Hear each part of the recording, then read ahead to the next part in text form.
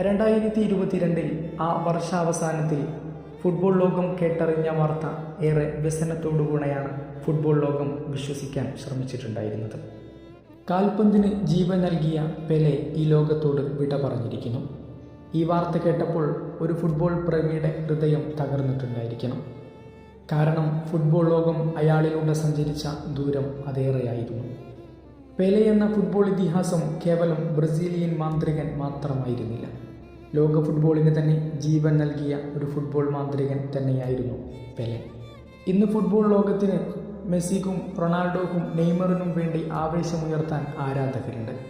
എന്നാൽ മെയ്യും മേനയും നൽകി ഫുട്ബോളിനെ പ്രേമിച്ച ഒരു ആരാധകരുടെ കഥ തന്നെ പെലെയുടെ ജീവിതത്തിന് പറയാനുണ്ട്. ബ്രസീലിയൻ ഫുട്ബോൾ ആവേശം എവിടെ നിന്നും ഉത്ഭവിച്ചു എന്നൊരു ചോദ്യത്തിനും പെലെയുടെ ജീവിതം ഉത്തരമാണ്. ലോകത്തിലെ ഏറ്റവും മികച്ച ഒരു ടീം എന്ന പേരിലേക്ക് ബ്രസീൽ എത്തിച്ചേരുമ്പോഴും പെലെയുടെ നാമം അവിടെയും വിസ്മരിക്കപ്പെടുന്നുണ്ട്. ഇന്ന് ലോക ഫുട്ബോൾ ബ്രസീലിനെ ഒരു ഫുട്ബോൾ രാജ്യമായിട്ട് കണക്കാക്കപ്പെടുന്നുണ്ടെങ്കിൽ അതിനുള്ള കാരണവും പെലെ തന്നെയാണ്. ഓരോ വർഷാവസാനവും കടന്നെത്തുമ്പോൾ ഫുട്ബോൾ ലോകത്തിന് ഒരു വേദനയാണ്. പെലെ എന്ന ഇതിഹാസം വ്യസനത്തോടുകൂടെ മടങ്ങിയ ആ ദിവസം ഇങ്ങ് വന്നെത്തുമ്പോൾ ഓരോ ഫുട്ബോൾ ആരാധകരുടെയും മനസ്സകങ്ങളിൽ ഒരു വേദനയാണ്.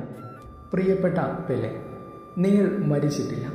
നിങ്ങളിപ്പോഴും ഫുട്ബോൾ ആരാധകരുടെ ഹൃദയങ്ങളിൽ ജീവിക്കുന്നുണ്ട്. നിങ്ങളുണ്ടാക്കിയ ഓളങ്ങളിലൂടെ നിങ്ങളെപ്പോഴും ഇവിടെ സ്മരിക്കപ്പെടുന്നുണ്ട്. നിങ്ങൾ യാത്ര പറഞ്ഞ് വാനലോകത്തേക്ക് മടങ്ങുമ്പോൾ ഇവിടം ബാക്കിയാക്കിയ നല്ല ഓർമ്മകൾ നിങ്ങളെക്കുറിച്ച് വാനോളം പുകഴുകൾ പാടിപ്പറയാറുണ്ട്. ആ നല്ല ഓർമ്മകളിലൂടെ നിങ്ങളെന്നും ഇവിടം ജീവിക്കുക തന്നെ ചെയ്യും. ഫുട്ബോൾ ലോകം എന്നും സ്മരിക്കുന്ന ഒരു നാമമായി പെലെ എന്ന് പറയുന്ന നാമം അവശേഷിക്കുക തന്നെ ചെയ്യും. പെലെയുടെ ഒരു പിടി ഓർമ്മകൾ ഇവിടം ബാക്കിയാക്കി ഈ ഒരു വീഡിയോ അവസാനിക്കുന്നു.